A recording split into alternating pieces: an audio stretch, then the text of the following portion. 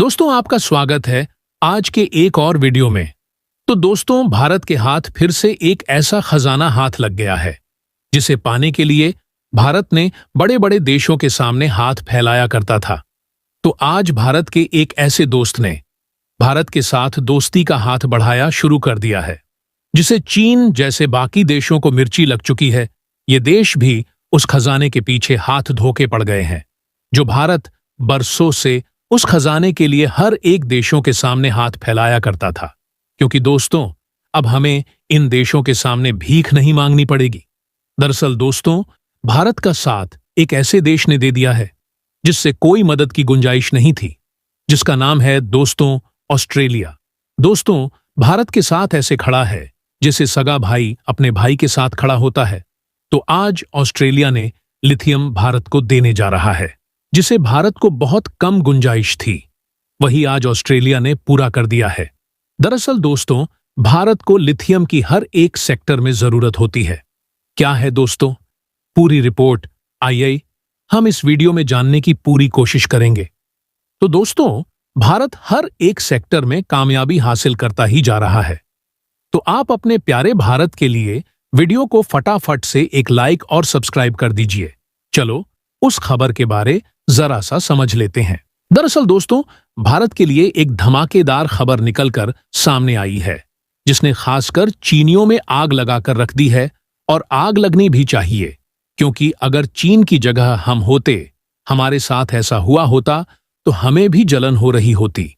क्योंकि यहां कोई छोटी मोटी चीज की बात नहीं हो रही, एक प्रॉपर बहुत बड़े विशालकाय खजाने की बात हो रही है, जिसका मेजॉरिटी स्टेक भारत को मिला है, यानी कि सबसे बड़ा हिस्सा भारत को। और जो छोटा बचा हुआ हिस्सा है वह उस देश को जो हमें यह खजाना देगा। लेकिन यह खजाना है क्या, और क्यों चीन को इससे जलन हो रही है? चलिए मैं आपको पूरी विस्तार से कहानी बताता हूं। तो दोस्तों, इस पूरी कहानी की शुरुआत असल में हुई थी 2010 के दौरान। उस समय चीन का इन्फ्लुएंस ऑस्ट्रेलिया पर बहुत तेजी से बढ़ रहा था।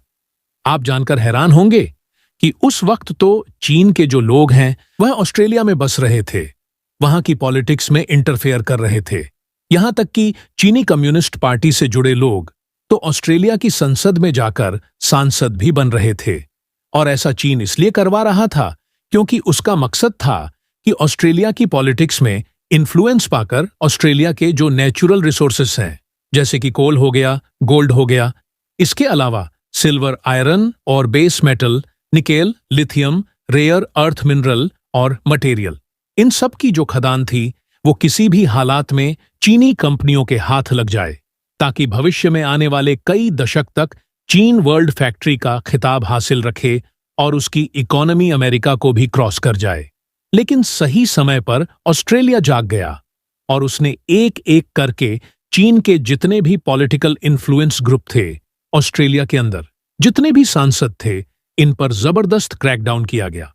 और कोरोना काल में तो कई सारे सांसद गिरफ्तार हुए, उनके पद से हटाए भी गए, लेकिन चीन का इन्फ्लुएंस खत्म हो गया। अब जो खजाने की खदानें, मतलब कि आयरन, गोल्ड, बेस मेटल, निकल, लिथियम, इनकी खदानों का क्या किया जाए, क्योंकि चीन को तो नहीं दे सकते, अब किसी न किसी को तो देनी है। इसीलिए ऑस्ट्रेलिया ने सन 2020 से ही ऐसे देश की खोज शुरू कर दी जो उसका करीबी पार्टनर भी हो, भविष्य में उसका साथ दे और इनका सही इस्तेमाल भी कर सके। और ऑस्ट्रेलिया की यह खोज भारत पर आकर खत्म हो चुकी है।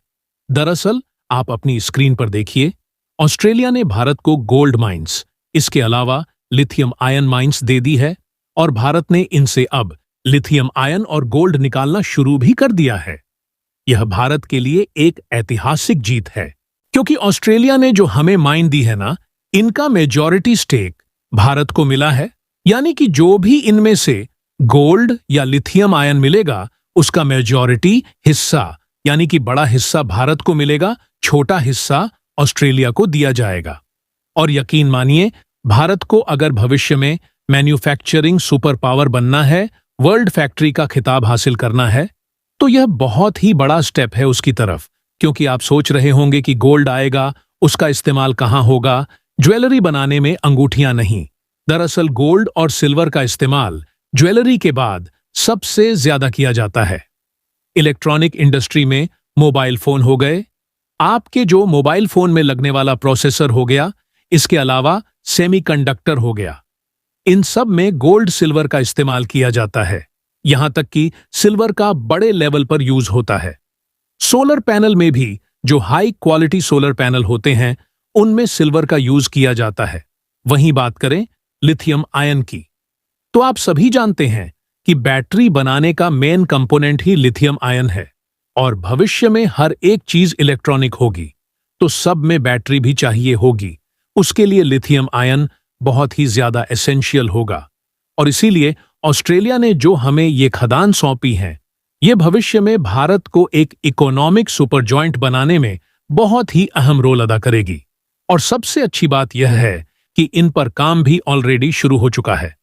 और इससे भी बड़ी बात, जो भारत की एनएमडीसी लिमिटेड है, यानी कि नेशनल मिनरल डेवलपमेंट कॉरपोरेशन, जो कि इन सभी खदानों को एक्वायर कर रही है ना, वो आने वाले समय में और भी ज्यादा खदानें जल भुन गया है, क्योंकि अब से करीबन 15 साल पहले चीन ने ऐसा करने की प्लानिंग करी थी कि हम भी ऑस्ट्रेलिया के अंदर इन्फ्लुएंस बढ़ाएंगे।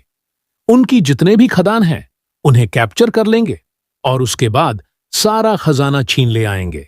लेकिन उनकी इंटेंशन गलत थी। वो ऑस्ट्रेलिया पर कब्जा करने के इरादे से गए थे, हम दोस्ती के इरादे से गए। इसीलिए ऑस्ट्रेलिया ने भारत को अपने खजाने का सबसे सही हकदार माना और भारत को ही ये चीजें अलॉट करी हैं। हालांकि भविष्य में इस पर जो भी अपडेट आएगा, वो मैं आपको जरूर बताऊंगा। चलो दोस्तों, हम दूसरी खबर के बारे में बात कर लेते। भारत के आकाश मिसाइल डिफेंस सिस्टम को लेकर सामने आ रही है। दरअसल हमारी तरफ से पहले ही आपको यह बताया गया है कि आकाश मिसाइल डिफेंस सिस्टम और ब्रह्मोस मिसाइल को लेकर ब्राजील से एक डेलीगेशन भारत आने वाला है। और अब यह डेलीगेशन भारत आ भी चुका है और इसने लाइव आकाश मिसाइल डिफेंस सिस्टम की फायरिंग वगैरह को देखा है, जिसके बाद वह इस सिस्टम में काफी इंटरेस्टेड नजर आ रहे हैं और अब भारत से इसकी प्राइसिंग वगैरह की मांग कर रहे हैं। यह खबर इसलिए बेहद महत्वपूर्ण है क्योंकि भारत ने हाल ही में आकाश मिसाइल को आर्मीनिया को 26,000 करोड़ के बड़े सौदे से निर्यात किया है। आकाश, जो कि एक सत से हवा में मार करने वाली मिसाइल प्रणाली है। आपको बता दें कि जब भारत ने आकाश मिसाइल का टेस्ट किया था, उसके साथ ही भारत दुनिया का पहला ऐसा देश बन गया था जो कि एक ही मिसाइल यूनिट से 4 हवाई टारगेट बर्बाद कर सकता है। आकाश मिसाइल सिस्टम की सिंगल यूनिट में 4 मिसाइलें होती हैं जो अलग अलग टारगेट को खत्म कर सकती हैं। भारतीय सेना और डीआरडीओ लगातार इसके एडवांस वर्जन की टेस्टिंग कर रहे हैं। फिलहाल ये क्षमता 25 किमी रेंज वाली आकाश मिसाइल में है। बाद में इसकी रेंज को बढ़ाया जाएगा। इसमें स्वदेशी एक्टिव आरएफ सीकर लगा है। आरएफ सीकर दुश्मन टारगेट को पहचानने की सटीकता को बढ़ाता है। आकाश मिसाइल के ग्राउंड सिस्टम को अपग्रेड किया गया है। इसके अलावा रडार ओटीएस और टेलीमेट्री स्टेशन, मिसाइल ट्रेजेक्ट्री, वहीं फ्लाइट पैरामीटर्स को सुधारा गया है। इससे ज्यादा जानकारी अभी तक सेना सरकार या डीआरडीओ की तरफ से इसके बारे में नहीं दी गई है। दोस्तों, आपको इसके बारे में क्या कहना? आप अपने कमेंट करके बताइए। आपको ये वीडियो कैसी लगी? अगर अच्छी लगी है तो इस वीडियो को एक लाइक कर दीजिए। चलो मिलते हैं एक और वीडियो में, तब तक के लिए जय हिंद।